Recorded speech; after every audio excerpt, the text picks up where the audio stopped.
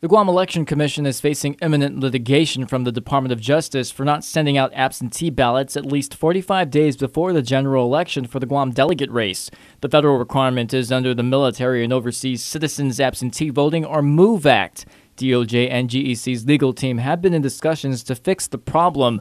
Executive Director John Blah says based on the conversations with their legal team, GEC has been given two options. They're recommending, suggesting that we agree to one, emailing or contacting these military overseas voters, requesting whether they would like to receive their ballot electronically or by mail, and then we would need to get some kind of response within a certain time period.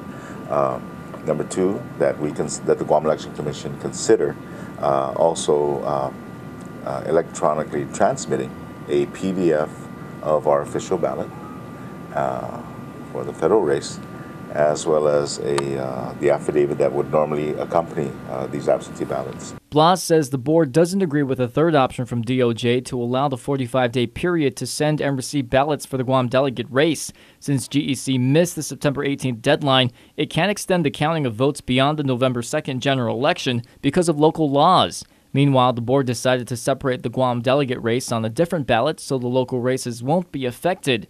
So far, 185 people have asked for absentee ballots, but Blas mentions those numbers still need to be confirmed. The litigation process is also not finalized, even though their legal counsel suggested some sort of consent decree or agreement will probably be reached between both parties. Nothing has been final at this point. Of course, we continue to have those discussions with the Department of Justice.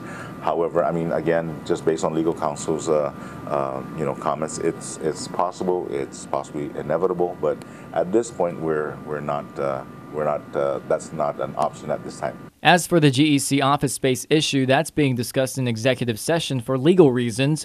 Blas reiterates their lease expires at the end of the month, and he's done his duty to start the procurement of new office space. The board continues to discuss that in executive session because, again, the correspondence from our landlord have indicated that if we're not able to resolve that, of course, they would pursue this matter in court. So, again, that's the reason why that discussion continues to stay in executive session. Another board meeting has been set for Friday.